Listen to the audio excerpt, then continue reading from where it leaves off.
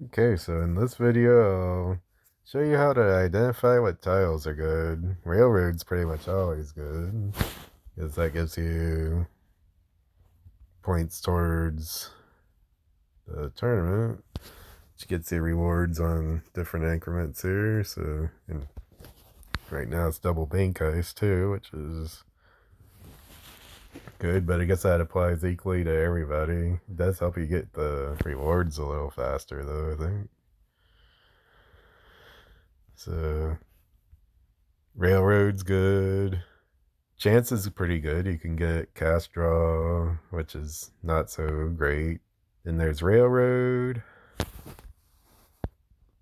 And then there's like it takes you to railroad and then it can multiply your rolls times 3. I think one time like maybe this is very rare, but I thought I got like a higher multiplier on the rolls like once or twice in my life. Like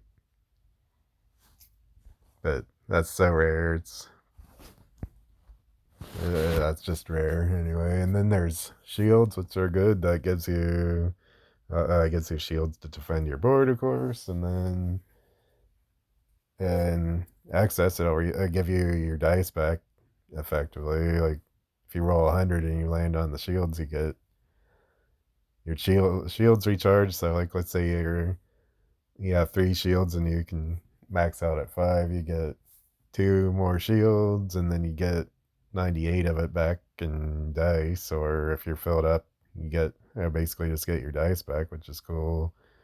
And then you get whatever effect is underneath that too. Then there's the standard, just the standard board pieces like Atlantic Avenue here,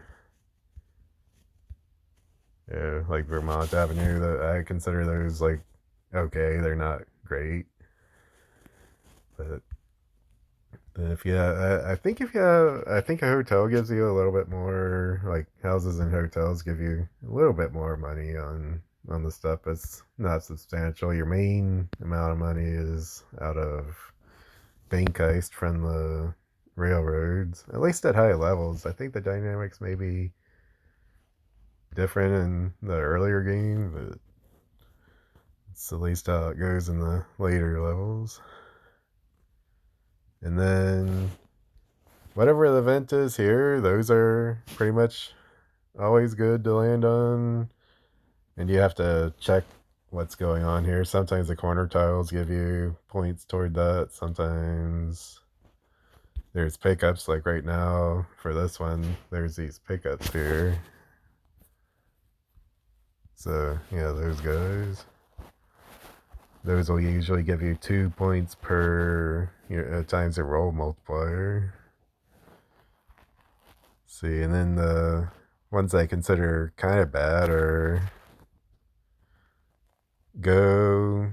Yeah, let's just go through the whole board here. Landing on go itself is kind of bad, I guess. But I guess the passing go, you get a lot of, or I mean, you get some money. It's a little bit. It's still worth multiplying as you pass go. If you are lined up with, like, let's say you're sitting on luxury tax, it's good to multiply when you're 7 way because probably pass go, and you'll have a pretty decent chance at landing on railroad, or even the chance after that. And this is really good to multiply for here right now because there's also the event multipliers. Okay, so then community chest, that adds money to your community chest, but at this level, uh, pretty much I consider that effectively bad to land on, I guess, but because it doesn't give you a whole lot of money from your community chest, even if you get the big multipliers.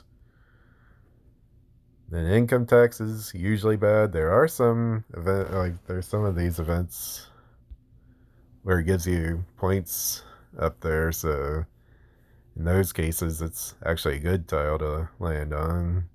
And same with the luxury tax.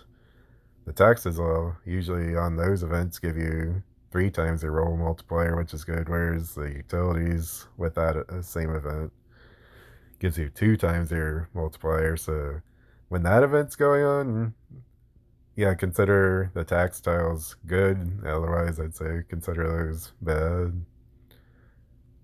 And chance are described.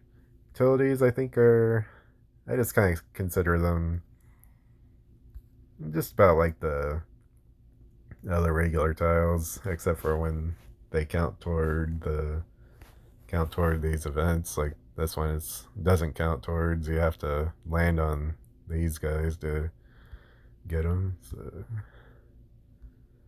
seeing free parking, nothing usually special about that except for corner tiles, and then when the free parking events are going on, you can land on it and collect the event reward, which is good, but the reward is not multiplied by your multiplier, so you don't want to multiply for landing on free parking. The result's the same if you land on it with a 1 or 100 or 1,000. Like, that'd be bad to land on 1,000.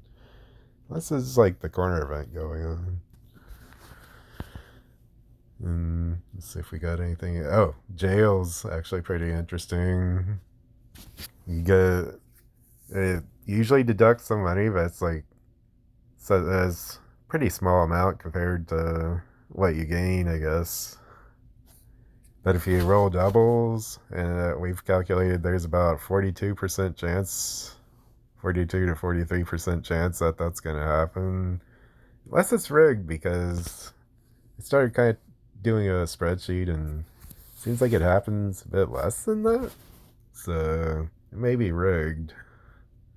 But if it's not rigged, that should be a average good tile to land on, basically. So it's actually good to multiply for that especially if there's good stuff around it. I think you get on average when you land on it, I think it's like 1.5 times your dice back. It can be anywhere up. It's like 42% times, or like it's 0.42 times 3.5, I guess, because if you do escape, you get anywhere from 1 to 6 times your roll multiplier, and that averages out to 3.5, and that's 0.42 times that. So jail's actually I consider jail a good tile, and then when it's especially good when the corner events are going on.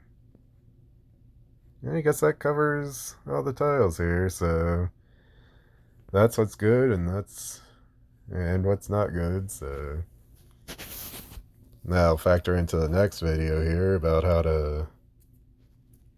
how to multiply for clusters.